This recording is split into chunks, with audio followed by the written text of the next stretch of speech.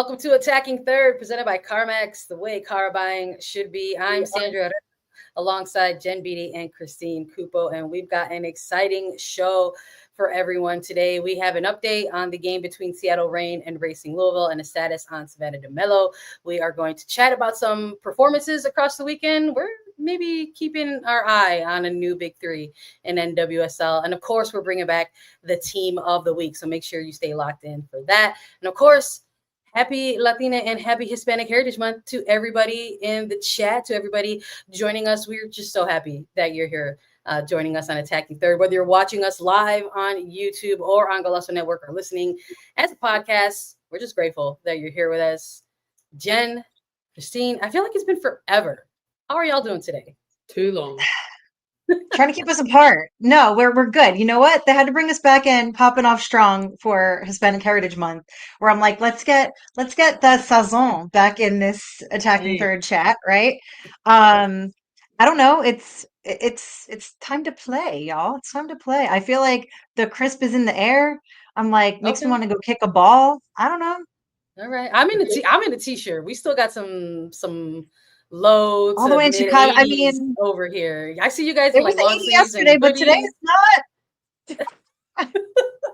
We've got the false fall kicking in for everybody, but that's not stopping us from getting the uber sweet fall drinks, I'm sure. There we go. Not me, at least. I mean, I'm literally just drinking probably a whole cup of sugar. Also, if anybody can decipher what that says, I don't know for the life of me. Da. I don't know. Yep. But I would assume they want me to have a great day. Cupo, are you a pumpkin spice latte girly? Are you? Are you one of those ones? As soon as the little sign comes up, pumpkin spice, we're back. You're like, yes. Well, Beattie, it's September 16th, and I've already had probably like at least 5 pumpkin spice drinks. Not like a straight cold brew black all year round girl, but like the pumpkin, the spirit moves me, and I just go like wafting down the street like a cartoon.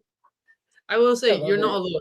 I'm usually like an Americano long black, but when the little sign comes in around this time of year, you walk into a coffee shop, the pumpkin spice gets me for some. I'm like, sure, I'll girl, Sandra, any chance we're getting you to jump aboard the USS Pumpkin Spice here? I don't know if I would call myself a fall girly, but the thing is, I love fall because we get we're lucky in Chicago if we get anywhere from like 2 to 3 weeks of it. And I no disrespect to pumpkin, but I'm definitely like the manzana, like I'm the apple girly, I guess. Okay, you're apple spice. The cider? Yeah. I'm digging. I love cider. I love a good cider. Cold, hot, serve it up. I got it. And she's an adult cider? She's elevated. I'm elevated. She's elevated. She's just elevated with one sentence. I got it. I really did. You are over 21. You can hear my next statement, but like mezcal and hot cider is actually very good. You know what else is very, very good? Cinnamon, we'll just say like cinnamon spiced hot chocolate. So like take your choice of whatever spiced spirit you'd like in some hot chocolate, and there you go. For someone who says they're not a fall girly, absolutely delicious fall drinks there. So I'm just dropping. Yeah, me and the I'm not girly, but I love fall. No, me and the missus are still like in the process. Like we're deep in the wedding planning right now, so like we're definitely in the signature cocktail stage of our planning. So just ignore me, everybody. Or take the advice, whichever you want to do, or take some additional advice because we're happy to announce that we need to have Attacking Third go apple picking, just like a full photo montage.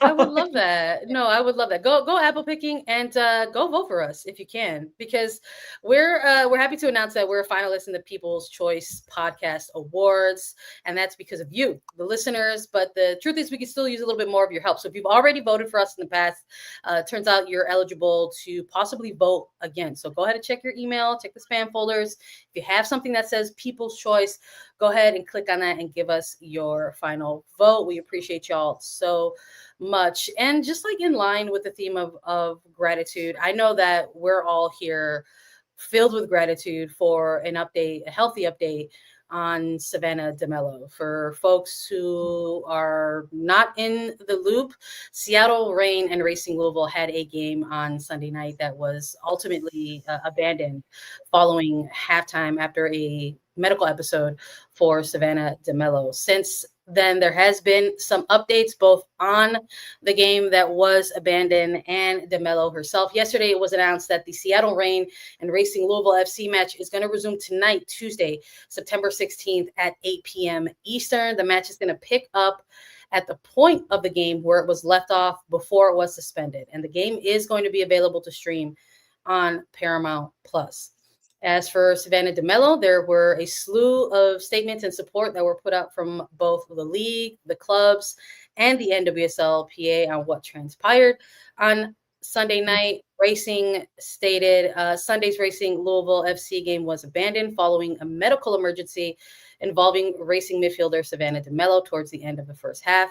DeMelo, who received immediate on-field care from medical personnel, was stable and alert after the incident, and she was transported to a local hospital for further evaluation. The NWSL PA also added that postponing the match was the right decision, as nothing is more important than the safety of players and staff on the field, and that this is a challenging time for all those affected, and we ask for continued respect for everyone's privacy. So in that, there's been an additional update with the game kicking off tonight. Racing went ahead and made the announcement that there is the updated scheduling for that. It is going to be a closed match, so it's not a ticketed event, although it will be available for streaming. And I think more importantly, on everyone's mind was the fact that there was an additional update for Savannah DeMelo, and it said that she was awake and in good spirits at a local hospital, surrounded by family and loved ones and medical staff, and is undergoing testing to determine, ultimately what occurred on Sunday. And there was also a quote from DeMelo, who said that I'm lucky to have my family with me while I'm waiting for test results to come back. I'm extremely thankful to our whole medical staff for the quick response. They've been with me every step of the way. The support from everyone has truly meant the world to me, and I'm excited to cheer on the girls this week. So a tough episode, I guess we would just say to witness on the pitch. It's never anything that any of us want to see, whether we're watching it as casual fans, as analysts, as diehard supporters, as casuals, former players, current players, whatever. I don't want us to harp too much on the trauma of what occurred Sunday evening, but it was a very scary moment. I think there's no denying that. And I think, unfortunately, it's followed. I hate to even refer to it as a trend, but it is not the first occurrence that we have seen literally this season. For folks who also don't know, DeMelo has been pretty transparent and open about the fact that she's been battling Graves' disease and hyperthyroidism. This was something that she spoke about earlier in the season, and this was following a similar episode that she suffered during a match in March. So to see something similar happen again in September was jarring, more like specifically, primarily for DeMelo than everyone else involved, players and anyone else watching. And then, of course, there was also a very scary incident on the field with Savvy King for Angel City.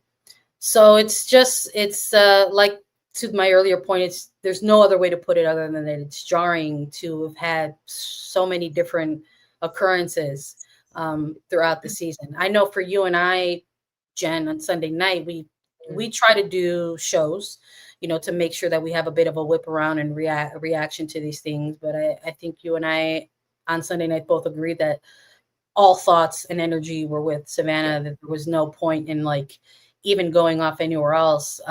Just, you are someone who's not far removed from playing in this league. We're talking less than a year. Is there any silver lining to this? Because in some of those prior circumstances, we saw a game still played. when we're talking about back in March and back in the summer with Savvy King, but there was something different that happened with on Sunday. There was a stoppage of play. Yeah. So just walk us through that. Yeah, look, I think that seeing moments like that unfold is beyond scary, right? Whether you're there or watching it or hearing about it or think through a friend, any way of being involved in something like that is awful enough. I think so to see this moment happen again on Sunday night, and you're right, we were meant to do a show and we chose not to, and that was the right decision. And I think that's the kind of the silver lining through all of that, to answer your question, is that everything around that awful moment, I think in this time was done very well. And I think that's all that anyone can ever have an opinion of, because no one knows the medical depth of what happened, and we can't comment or guess. That wouldn't be fair to anyone. But going from previous situations, whether it's in NWSL or in other leagues around the world, when things like this have happened, I think the even worse part of what the situation was, that, okay, this could have been better, or we could have done this, or this should have happened.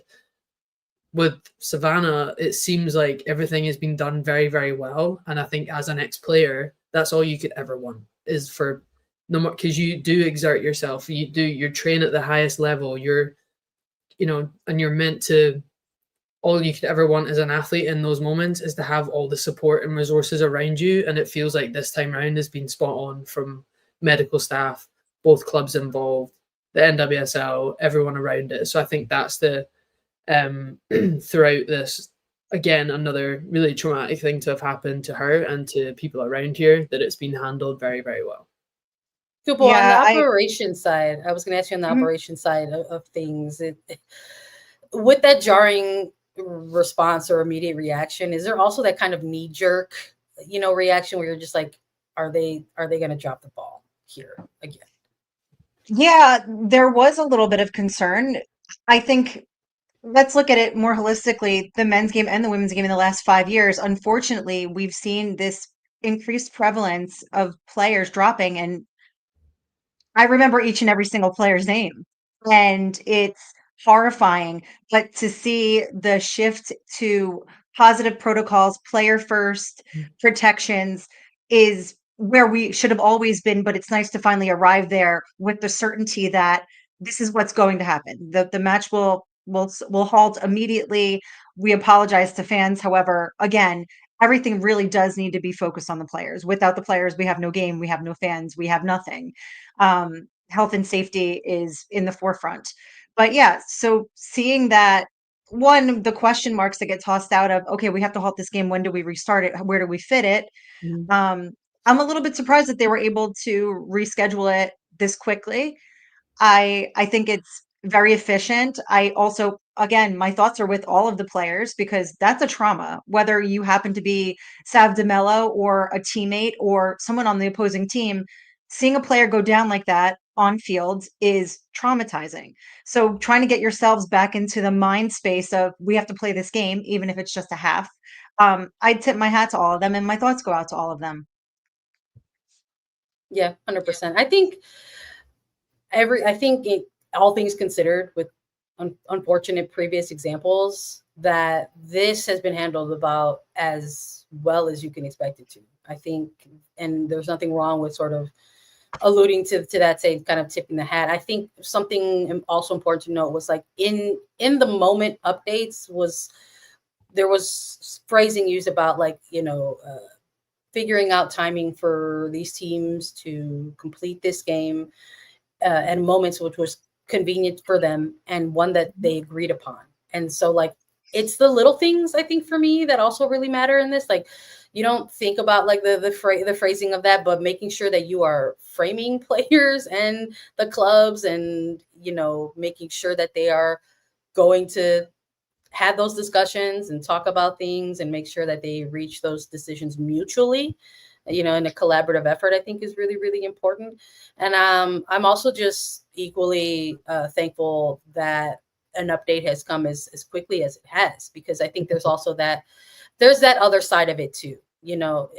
primarily all the thoughts and good energy is with the player, in this case, Savannah DeMelo. But then there are those other things that come into line, like, when does this game take place? Where does it take place? How does it take place? Will it be open to public? Will it not be open to public? What do the game ops look like in that regard? When does it fit in? Because when you look at this, the calendar of NWSL right now, it is an incredibly tight window of time. There's not a lot of season left. And these are not just to, throw your hopes to the win teams. They are like smack dab in the thick of a postseason race. So there are like all of these other underlying factors, I think, that come into play.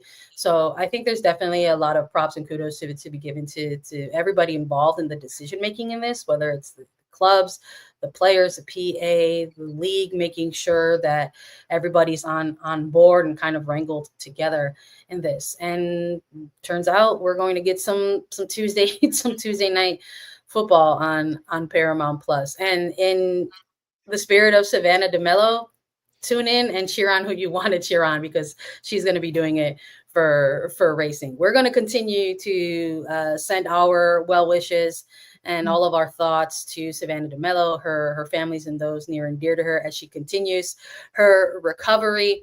And if there are any updates to share, we will continue to share those as well. For now, we've got some more to cover for you, and we'll be back right after a quick break.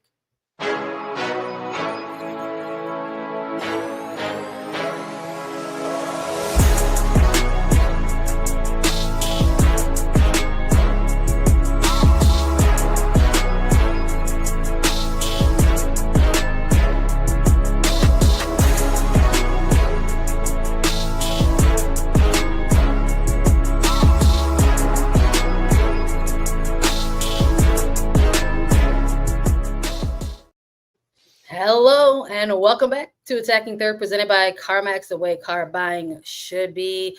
We're here for probably what's going to be my favorite segment of this episode. We're going to have some fun. We're celebrating all things Latina heritage this month. So make sure you tap back in to Attacking Third to see what we've got lined up for you, from player interviews to a lot of fun games and things like that. Starting with this one, we thought that it could be fun to rank a top 5 current Latina players around the world. Who are the Latinas who are at the top of their game right now? And I think my favorite part about this was when we were sort of kicking the ball around and brainstorming, is that could there be some overlap here in some of the players that we select? Sure, maybe.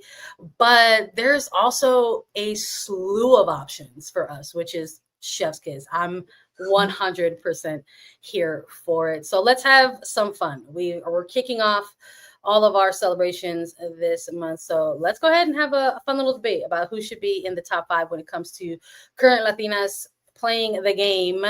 We're each going to maybe toss out 2 examples. If you got a third, I'm here for it. And then we got to narrow this down to a top 5. So I'm going to just go clockwise on the screen here. Let's go to my right. Jen, who you got for us? So who you want to nominate? I was wanting you to kick it off because your face absolutely lit up at the start of the segment. I mean, I'll go first.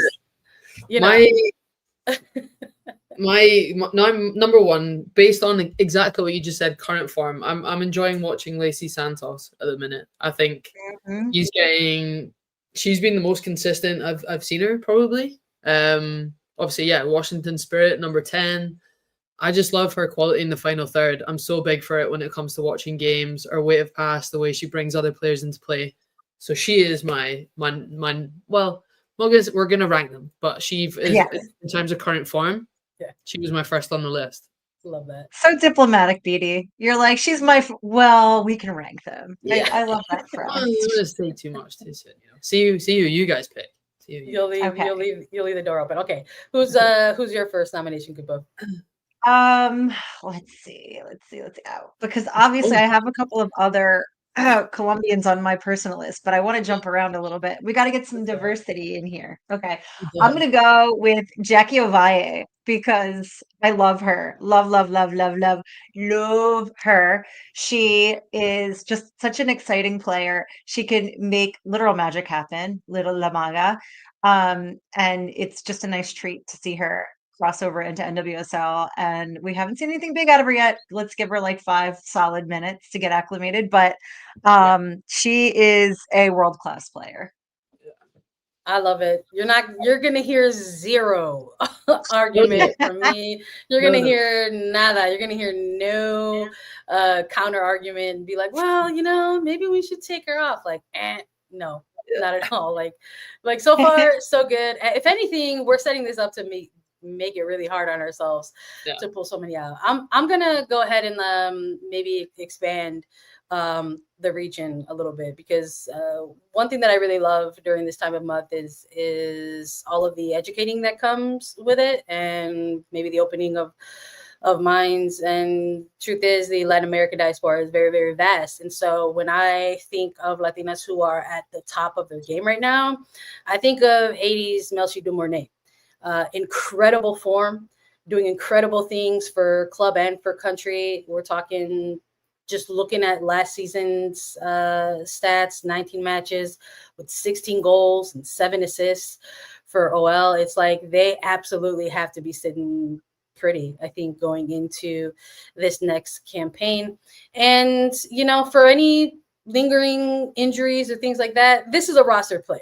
Like, I'm looking at the timing of things. Like, who are the present day Latinas who are like making a stand for their teams? And even if they are dealing with an injury, how big of a loss that is for these teams if they don't have them. So I'm riding with Melchi Dumornay in this one. Let's see who else we got next.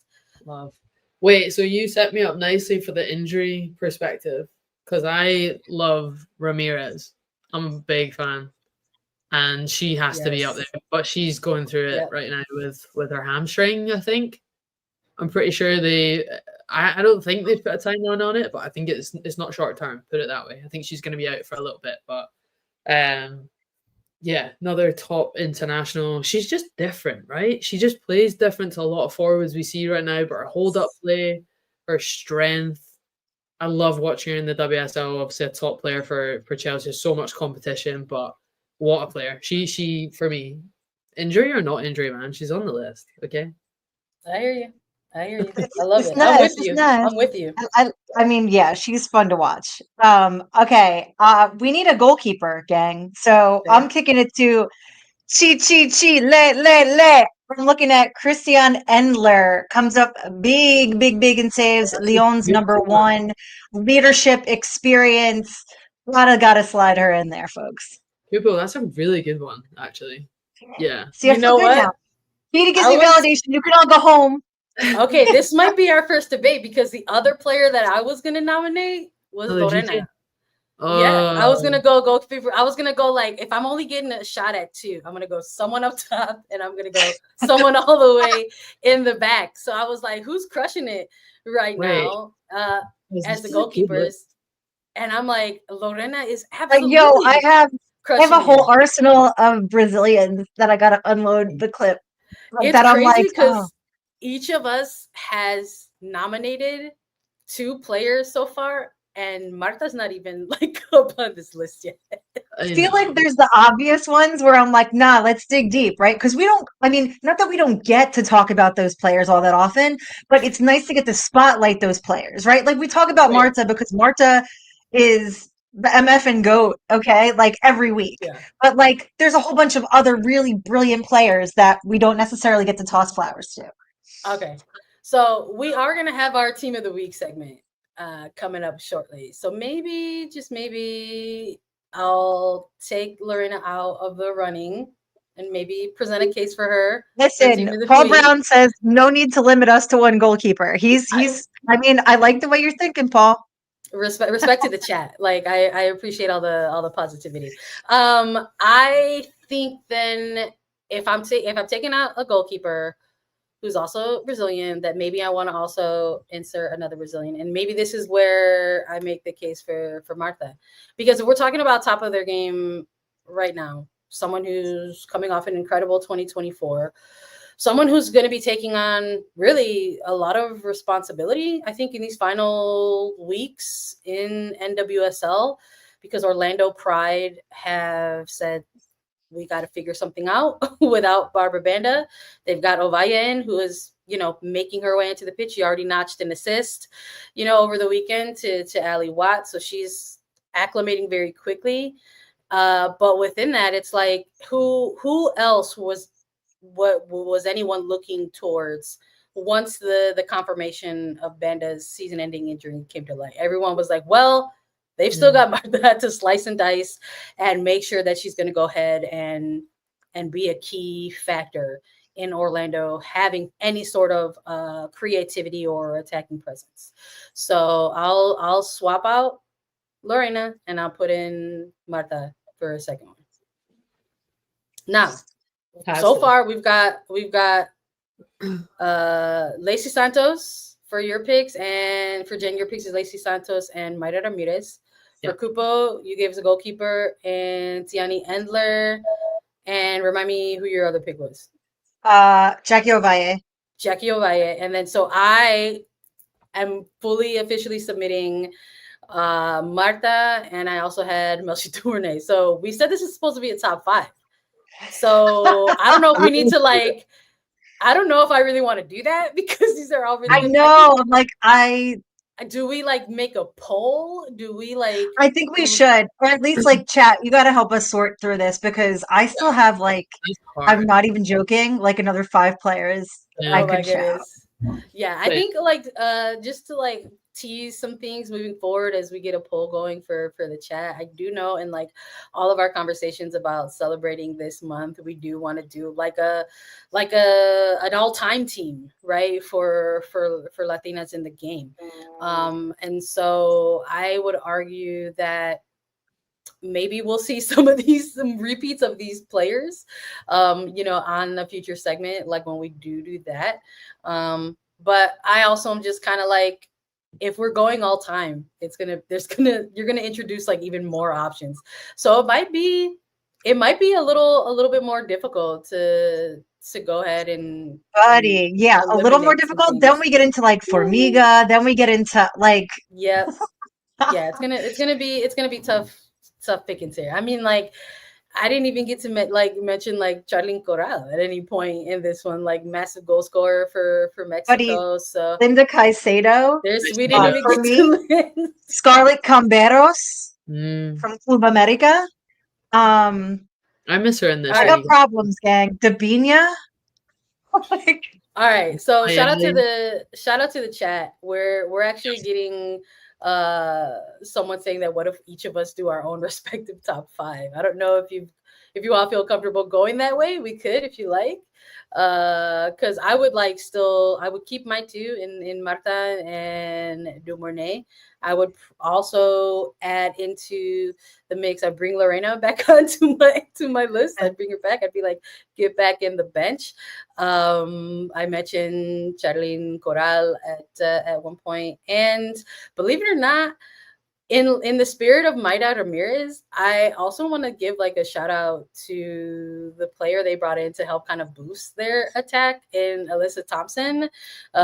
She also is, of someone who's going to be probably celebrating this month with her Peruvian heritage. So I'm just kind of there's options here. So I think maybe some of these players that are kind of in this start or early stage or beginnings of their careers that folks are just kind of getting introduced to, whether it is an A Thompson or even on the club side of things, looking at someone like a Raylan Turner, who's been doing incredible stuff for Portland this year, answering a lot of questions about who was gonna step up in the moments where the Thorns knew they were not going to have a Sophia Wilson for maternity leave. A Morgan Weaver out with a season-ending injury. Who was going to step up during this time? Turns out it was Raylene Turner. So like gotta shout her out as well. So it's like, I think for me, like when we were just sort of quickly kind of brainstorming this, I was just like, oh, there's going to be like almost too many options, and to narrow things down. And you haven't even written Ludmila across your forehead yet. Yeah. I didn't even get the chance to circle back to Chicago. Like it's crazy. Like, and the fact that there's like also like even more resilience to pluck from, even just like on the Kansas City side of things, whether it's Zanerato or Davinia, who's making her kind of like return to form at a very important time for Kansas City. So I'm very curious if maybe what we lean into here for narrowing out our top 5 is how many players that we nominated, of the 2 that we nominated each, who are more attacking minded. Because even though the poll is looking like you all want to cut out Tiani Endler, I desperately think we need a goalkeeper, in the mix. So I'm kind of like, do we take out one of the attackers, and who would it be? Oh no. Why are you asking me to kill my babies? Like, we have champagne problems here. Which to me, I'm looking at it broadly. There are so many talented Hispanic players in everywhere playing across world football, and there should be, and it's a great thing to celebrate. So I do not budge. We now have like a top 10. Yeah, I was gonna say, should we change the game to like top 20? If you know anything about me, Jen, you know I will lob a chaos grenade wherever I can. It's now at least a top 10. I refuse. Right. I absolutely refuse. We're like, you got beef with the chat right now, Cupo, and I respect it. And so it's because of that, we're gonna like maybe just expand this to the top 10. So let's go. I think number 1, I feel pretty comfortable. I mean, I'm gonna nominate Lacey Santos for number 1 right now. But that's just me. And then I would maybe go with another Linda Caicedo. And then I think for number 3, I might want to go with Ovalle. I don't know if anyone has an argument there. Does anyone have options for 4, 5, and 6? How about you, Cupo? Who would you rank 4, 5, and 6? Well, you picked 2 of my that I wanted in there to begin with, so I'm cool with that. Thank you. 1, 2, I and 3. Appreciate it. Yeah. I think. Damn it. All right. Let's go. I know the chat is preying on my downfall. I'm still going for Endler. I'm still going for Marta. Okay. 4 and 5. But I'm okay with them not necessarily being 4 and 5. I'm movable. Would you put Marta 4 and Endler 5, or would you put Endler lower? Yes. I'm okay with that. Right. Or I put Marta 4, maybe Endler 6. Okay, so who's 5 for you? Have we got Mornay in there yet? No. I think Mornay's got to be 5. I think Mornay's got to be 5. And so that's kind of, my brain is currently moving things around like a Rubik's Cube, but remember, I also have ADHD, fam. All right, so we'll go Melchi Mornay. Okay, so we'll go Marta 4, Melchi 5, and Endler 6. So we've got 7. Who do we want to like start bumping down? I kind of still want to put, bumping down. Oh. You still did we put Myra in there yet? I'm like, we're putting Myra 7. Are we taking into consideration that she's out like with an injury? Yeah. All right, we'll take that into consideration. So we'll put her 7. I kind of want Rafael in there. Okay. Yeah. 8. We've got a boosted defender. All right, she's one of the best center backs I've ever played with. I'm down for that. Do you put? Okay, I have a counter to those. Will you put like Ludmila 9, or would you want to flip between Rafael and Ludmila? We can flip. I feel like Ludmila 8, center back 9.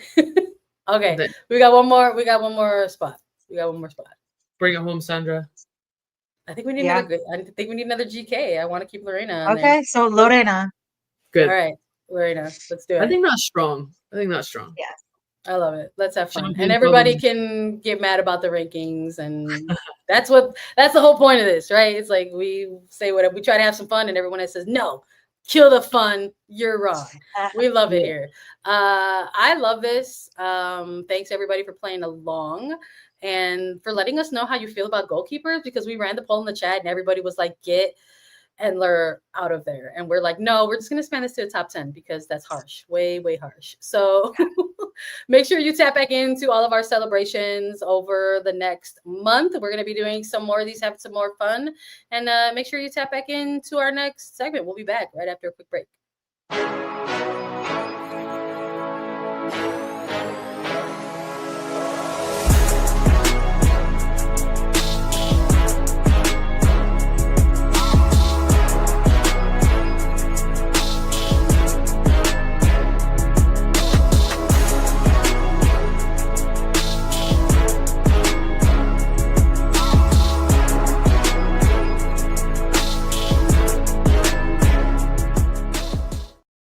Hello and welcome back to Attacking Third, presented by CarMax, the way car buying should be. Before we continue nominating players and showering them with honors, we want to whip it back around a little bit to NWSL performances across the weekend. And we thought, what were maybe some big takeaways coming out of this most recent weekend slate of games? And we couldn't help but tap in and notice that maybe there's a new big three emerging down the final stretch of this 2025 calendar season. I feel like over the last couple of weeks or so, we've definitely been given the appropriate and correct praise to Kansas City Current as they have been dominating the league this year. And right behind them in the standings has been the Spirit. So naturally, there's been a lot of attention on them as well, not just for the current form that they're in right now and the performances that they're putting on the pitch, but they are sitting number 2 in the standings, which brings up the sort of natural question about, hey, is this going to be the team that directly rivals Kansas City throughout the remainder of this season and maybe into the postseason? And then as far as a number 3 in this league, form has gone up and down. We have seen Orlando Pride go on a little bit of a winless skid, and we have definitely seen San Diego Wave struggle in front of goal. The lack of goal scoring that we saw last year has somehow come back to bite them in this second half of the season. So it's not looking pretty right now. But something else that has happened is that Gotham has punched their way back up into the top table competition. So, Cupo, do we have a kind of almost finalized big three moving forward in these final weeks left in the season, in your opinion? Listen, we got 7 matches left to go, and Gotham are hitting the gas as we've known them to do. This is always by design. I think at this point, Coach Juan Carlos Amaros just likes to toy with us because they have this weird, roller coaster map of just shot volume, finishing, and then all of a sudden, the ship gets righted again. And it happens now season over season. So I don't know. This is no longer just a bug. This is a feature of Gotham. If you want to get the Wahoo's highs and the lows where you're dragging yourself back into Sports Illustrated Stadium, this is the team for you folks. Their recent run and momentum, especially picking up key wins on the road, having beaten the San Diego Wave away, which they've never done, which is such a wonky stat, but hey, welcome to NWSL. The form that they've come back into, the depth and reinforcement from players that are now healthy, the addition of Miss Girl, Jaedyn Shaw, who came up big. Now, remember her San Diego debut goal, or now her Gotham debut goal, fresh off the bench. It adds a lot of momentum, but it also alleviates some of the goal scoring stress, I'll call it, on Astaire, who obviously right up top for that golden boot race. But diversification in potential goal scorers and the shot volume already, I was doing the nerd thing that I do. Hello, ADHD, going into just how much their numbers have fluctuated, looking at defensively, but also shooting wise, the opportunities created, XG and things like that have changed so much over even say the last 6 matches that make it a night and day, glaringly obvious sign of resilience for Gotham. So nah, I'm not counting them out. I'm not stupid. I'm here for that. And it's music to my ears because I got to say, like, throwing it back to right when we were hitting the summer break, like, we knew we were going to tap out for 5 weeks, and they were not sitting pretty. Got them for a lot of people, were making others sweat, scratch the neck a little bit. But I was like, they're going to be fine. And there's nothing I love more than being proven right. So I am so thankful that they have taken the break.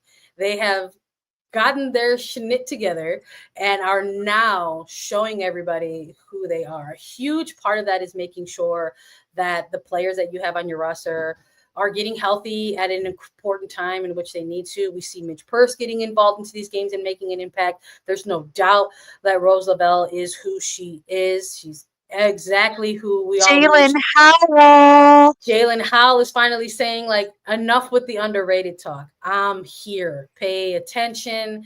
And so I'm absolutely here for it. And you have to shout out the rookies, right? Like, Lily Real has been incredible this season, like, consistent. And I think more than anything, that's like one of the difficult types of prices that you can give a rookie, because a lot of rookies are inconsistent. Not Lily Real and not Shara Shapansky either. I believe they gave her a contract extension. It's like these players are stepping up in huge ways. And so I think they're going to be here to stay in the big three. As far as the other two, Jen, I'm curious your takes. Like, we've got Kansas City Current, who have once they got into that number one seed, they have really not let go of it. Yeah. And as far as like who can challenge them in the postseason versus the Shield race is a little bit of a different conversation, because they've got a huge cushion right now. Yeah. So for Spirit, Gotham, what do they have to do to make sure that they are like kind of keeping up with the beast that's leading the race?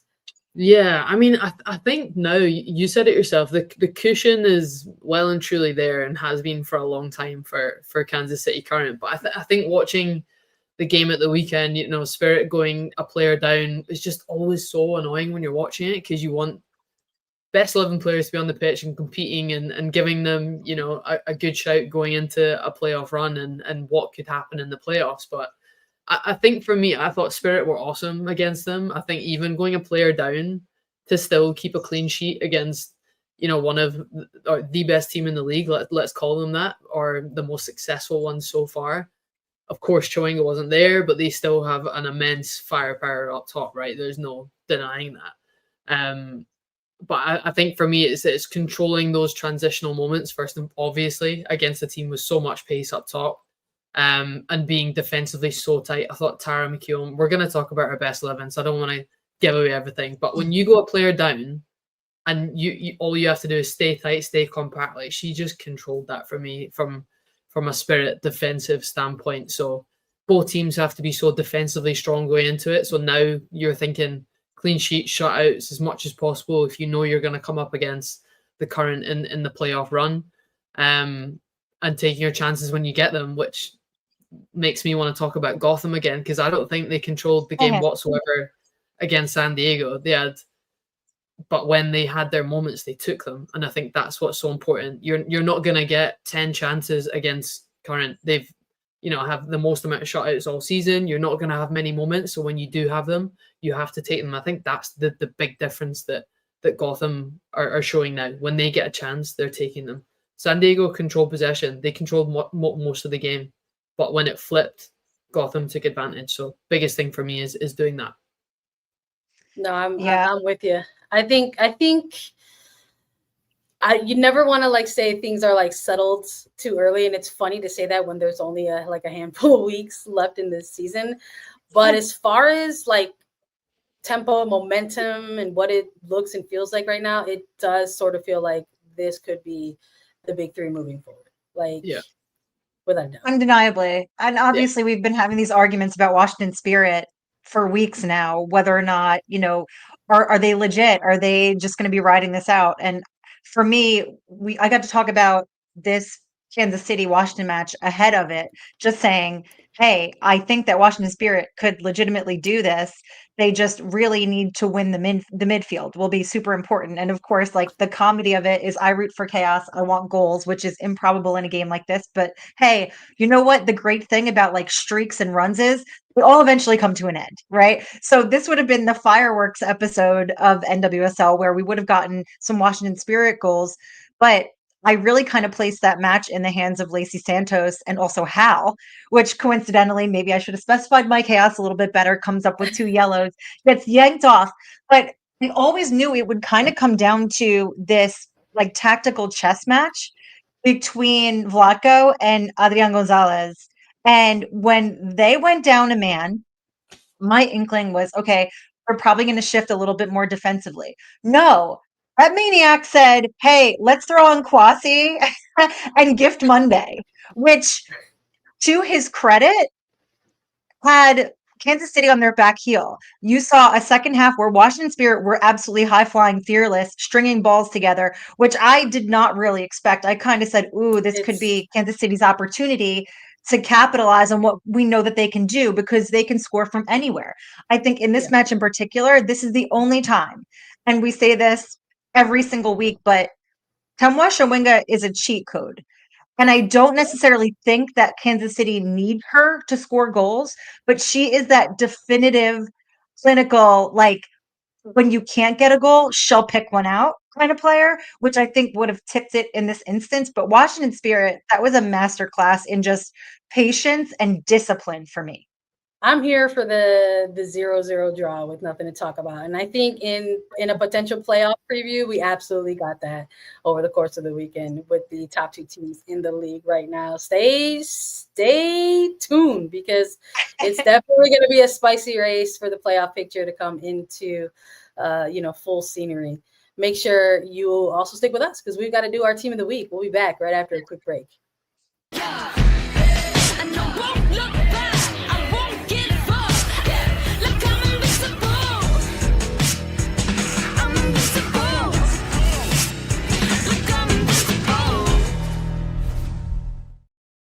Welcome back to Attacking Third, presented by CarMax, the way car buying should be.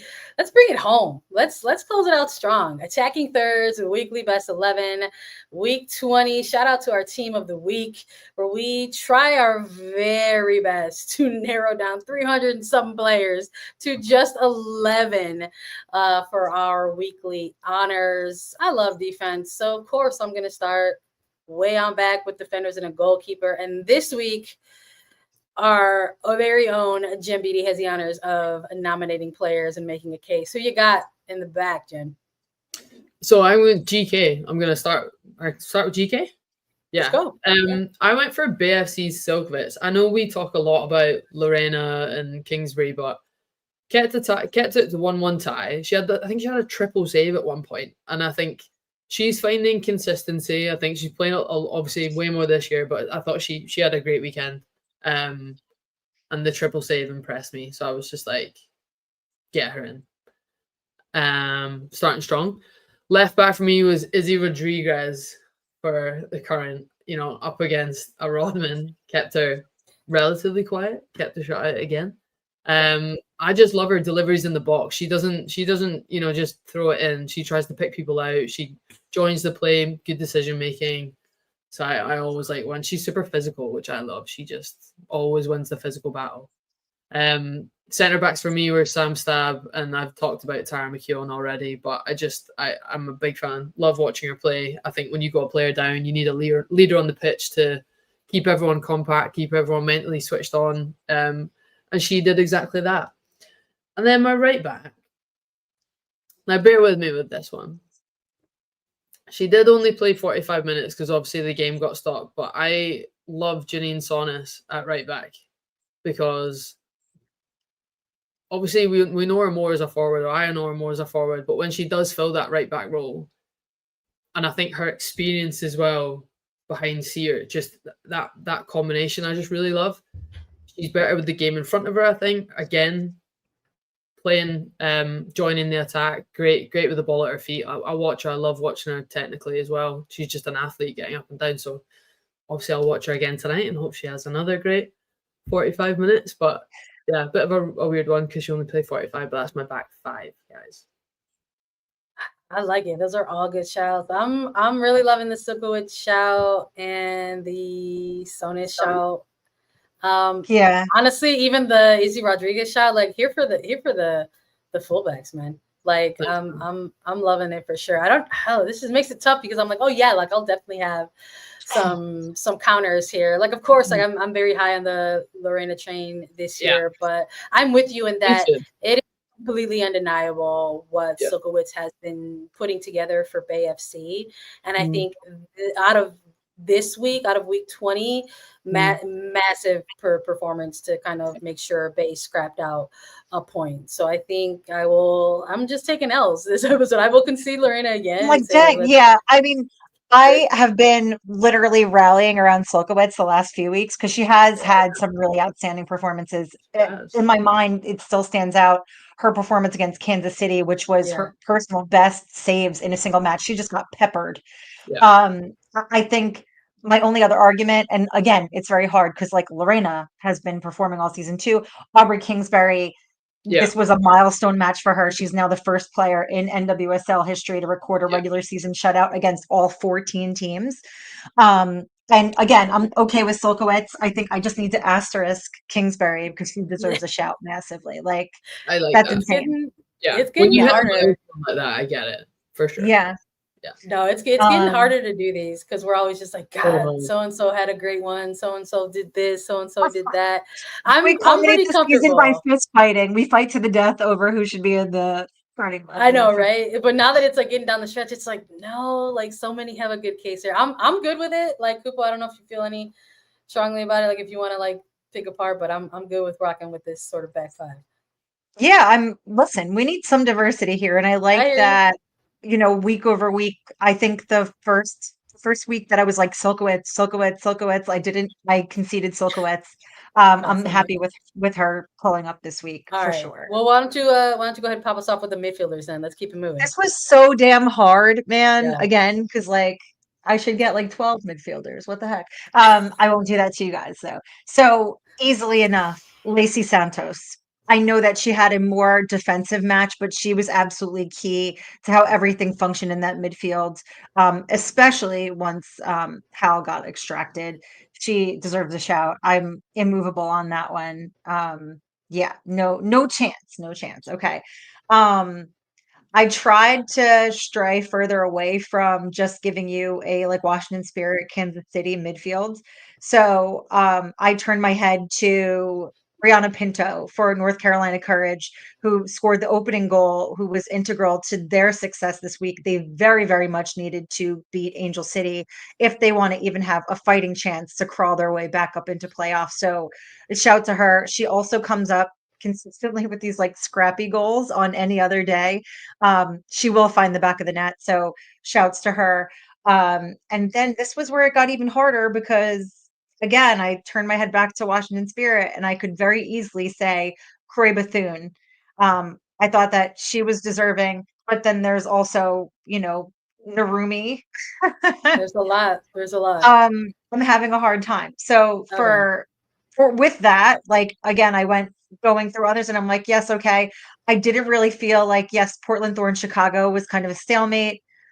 Could say Coffee, could say Pietra Torden, who's been great this season.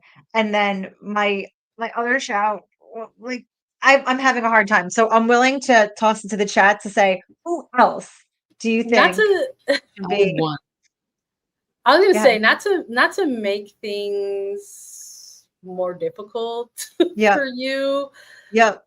But sometimes it's not about how much time you get on the pitch. Shout out to Flake Summer because I'm going in this direction. I am so more than okay with that. Name. I've been on the Howell train. I nominated Howell for the last 2 weeks. She finally got put on last week on our team of the week. And she has a case for this week as well, in my opinion. But I do wonder if that assist that she gets doesn't come to life if you don't have somebody making the impact off the bench. And not to make things more difficult, but Jaedyn Shaw did score a goal. That was an assist, yeah, from Jalen Howe. So I'm like, Jaedyn Shaw scored the goal. She technically was in this game functioning as a mid, so she could be in the midfielder category if you want to keep her, or if you don't, like, that's cool, because it's like you've got a couple of Gotham middies here that you can roll with. Yeah, that's the problem. Is like my midfielders played well this weekend, folks. So all right, I'm gonna go. We gotta narrow it down to 3. I'm in between the Jays, Jaedyn Shaw and Jalen Howe. Okay. Between a goal and assist between them as well. That's tough. Yes, they can share. I have one. I will say that Howe was on last week, so I'll tip the scales. And Shaw. Yeah. Okay, so Jaedyn Shaw. Is the chat chill with us going full on Jaedyn Shaw? Just say yes. Tell me yes. Smile and nod. Yes. Thank you, Beach Dog Scout. And you'd have my back. There you go. I have one shout. What do you think? Who's your shout out, Jen? I mean, has Manaka been in that chat? Because Manaka was, I love watching her every week, but this weekend she absolutely dominated their game. She really did. She was my player of the match. So maybe we can get him across. We can get him across lines. Whoever when it comes down to Manaka and Shaw, whoever's getting left off is going on that top line. Just a shout. Yeah. I'm like, listen, it's what's fair is fair. Doing the midfield is the hardest. Doing the midfield is the hardest. It is the worst assignment. It's the worst one. I know. And like, that's the problem is I'm like, I appreciate them all for all of their different, like, I'm like, well, what about this? Like, you never want to give me the midfield either. Yeah. It's tough. Who's your final 3? Fine. Lacey. Shoot. Well, should I do Bry or should I do Manaka? Dang. Go with Bry. I hate you all so much. Yeah, I'm gonna go Pinto, and then I'm gonna go Jaedyn Shaw. Okay. So Manaka. Okay. Or I'm sorry. So I'm just gonna go to my forwards now. Our producers got it. Here's my forwards. Because I said whoever you didn't end up picking for that one, I'm gonna go into the forward line and just say like, I love this collaboration. They were playing across the line, so I'll just like snatch Manaka and bring her higher up to the top. Okay. And I'm also going to make sure that Esther is going to be on this as well, because things are sizzling in the league, whether it's the playoff picture, the current chasing the shield, or the Golden Boot race. And Esther is making sure that she is staying in that conversation and leading the race. And I got to say, welcome to the league officially. Ovalle for notching that assist to Ali Watt. So I'm going Ovalle with Team of the Week honors. We love to see it. We're so happy she's here. Viva Mexico, cabrones, and let's go. Let's go. Happy celebrations to all. Make sure you're tapped in to Attacking Third, because you can get all of your women's soccer coverage here. We're going to be back on Thursday, September 18th, with a preview of all the big matches in both NWSL and Women's Super League this weekend with Lisa Carlin, Darian Jenkins, and Jordan Angeli. Make sure you follow it through wherever you get your podcast. Leave us a 5-star rating. We're available on youtube.com/Attacking Third, and go ahead and catch us on the CBS Sports Golazo Network for all your women's football coverage. For our producer, Mark, Jen, and Cupo, I'm Sandra Herrera. This was Attacking Third.